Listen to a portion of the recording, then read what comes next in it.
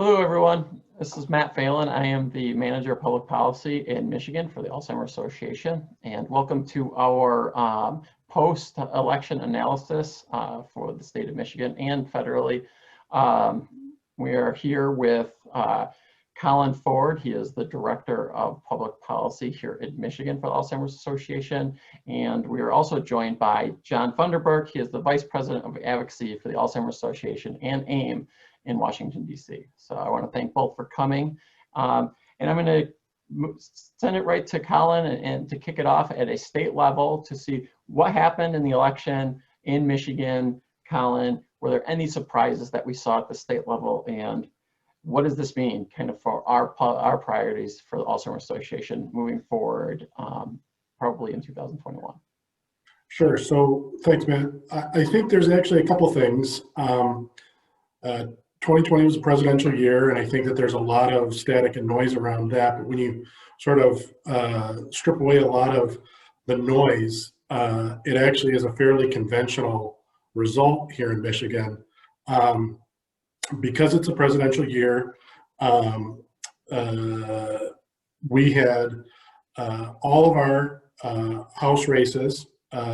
We had one U.S. Senator, and then we had our congressional delegation up as well. So, and if you were to sort of characterize what happened in all those, it was basically a status quo election. Gary Peters won re-election. We did have two new Congress people added, Pete Meyer and Lisa McCain.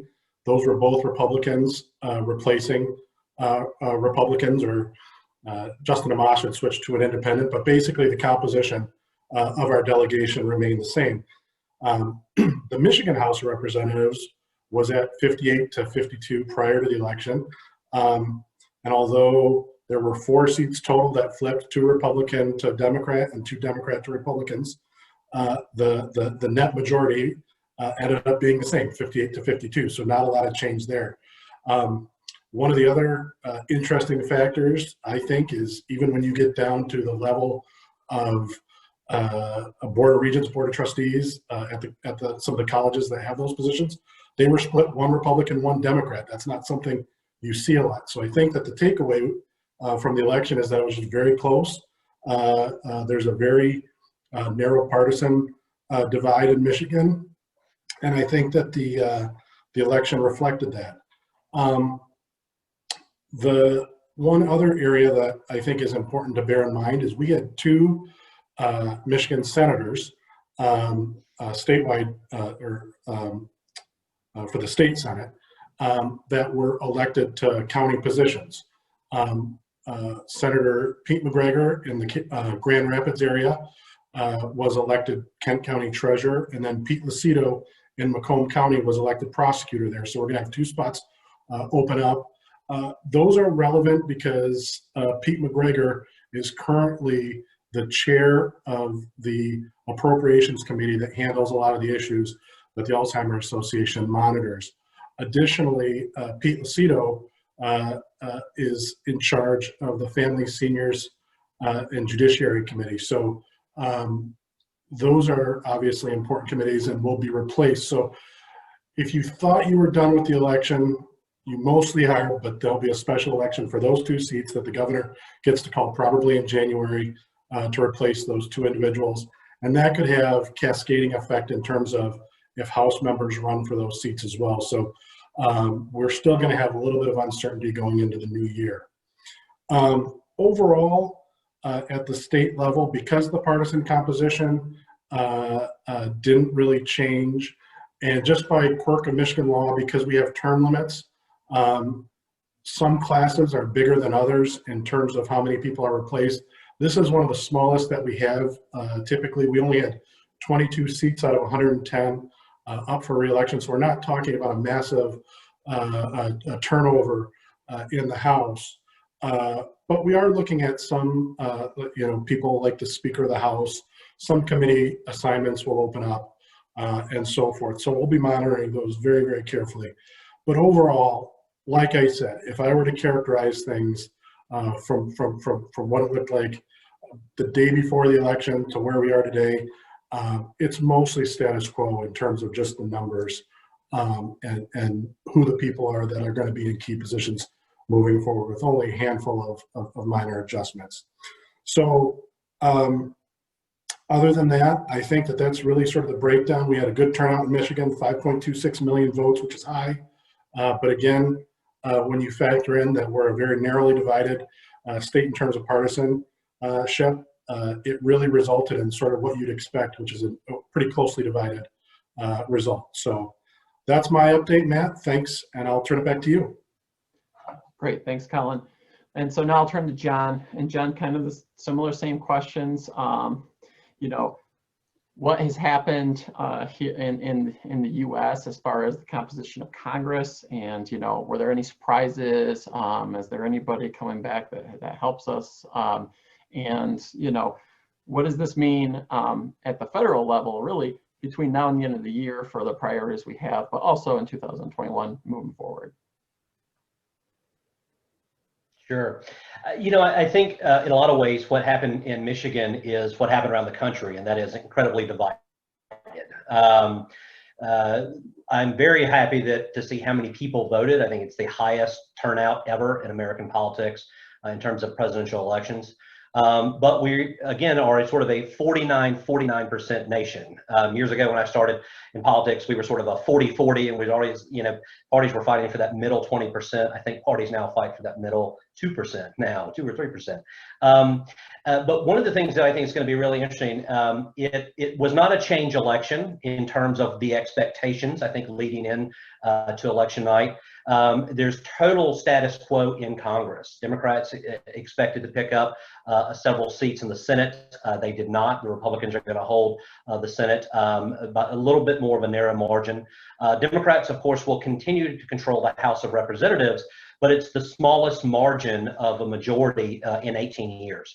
So I think what you're going to see potentially in the next couple of weeks are some centrist Democrats in the House making a run at Speaker Nancy Pelosi. I think she will have some competition to become Speaker again. And I think you're going to see a lot of jockeying for power on different committees both in the House and in the Senate. I think a lot of chairmen in the Senate are going to stay in some of those key positions. One of our great champions in the Senate is coming back, Susan Collins, a Republican from Maine. She was really not expected to. She was seen as a real endangered incumbent just a couple of days ago. And so she's coming back. She's been instrumental in things like appropriations, working with Senator Stabenow across the aisle on issues like bills like the Hope for Alzheimer's Act, the BOLD Act. And so we'll still have a champion there on that side. And a lot of other champions just across the country are coming back. Of course, we are looking like right now, 2 days out, a new administration, a change of a new administration. If that happens, I'm assuming it will be the first time in 28 years that an incumbent president was defeated. So with that, the new Biden administration comes new members of his cabinet. So new Secretary of Health and Human Services, new FDA administrator, new Center for Medicare and Medicaid Services administrator. And so we're working right now and have been really over the last couple of year and a half, 2 years, working with Joe Biden and his staff, political staff, on Alzheimer's and dementia, why it needs to be a priority in his administration, how we need to focus on research, how we need to work on support for caregivers and people living with the disease at the federal level. And that all is a result of the work that advocates did, especially in some of those early primary and caucus states, elevating this issue with the vice president and his staff. And ultimately what you saw, especially towards the end of the campaign, was the vice president, who has been very out front on cancer because of his personal family connection to cancer, really started to talk about the importance of Alzheimer's, especially around Alzheimer's research. So we're very excited assuming a Biden administration comes in, to work with that administration, as well as continue to work with our champions on Capitol Hill. Two major issues that are still on the front burner for us are appropriations. We're asking for additional resources for funding at NIH. Right now, that looks like it will be taking up sometime in a lame duck session here in the next few weeks.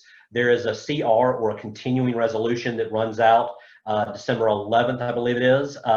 And so this kind of a big question mark right now. What does Congress do just in the next couple of weeks? Are they going to actually get down to work, pass some of these spending bills, or are they going to do another continuing resolution into the next year? My hope is, of course, they'll take care of business now. We can get that appropriations done by the end of the year, as well as one of our outstanding pieces of legislation, the Improving Hope for Alzheimer's Act, which of course has bipartisan support and the support of leadership. So our hope is that we can get that done in the next couple of weeks. And we'll be needing advocates, of course, to continue to lift their voices on that and make their voices heard and try and get that over the finish line. We're already starting to work with some leadership now as leadership positions change in the House and Senate with what 2021 looks like. I think you're going to see a lot of focus coming out of a Biden administration, potential Biden administration, on healthcare. I think from Affordable Care Act to Medicare, burner is going to put healthcare front and center, and that gives us a great opportunity. And I think we're going to be looking at some potential legislative vehicles in the first couple of months, once again, that will be very aggressive in pushing for and educating advocates about, and will be our federal priorities for 2021. So, all in all, I know we're still waiting for some results, a couple of different states to come in, but I think the big takeaway from Tuesday night was that it was not what it was supposed to be necessarily, especially for Democrats. Little bit again of a status quo in the Congress, with Republicans controlling one body in the Senate, Democrats controlling the House. Then, of course, a new administration, which brings all kinds of opportunities and challenges as well. But that assuming the vice president wins, that victory is probably a lot more narrow than he and his team expected. So we're looking forward to working with the new folks as well as our champions over the next couple of months. I've always said to our advocates that politicians come and go, but we're still here.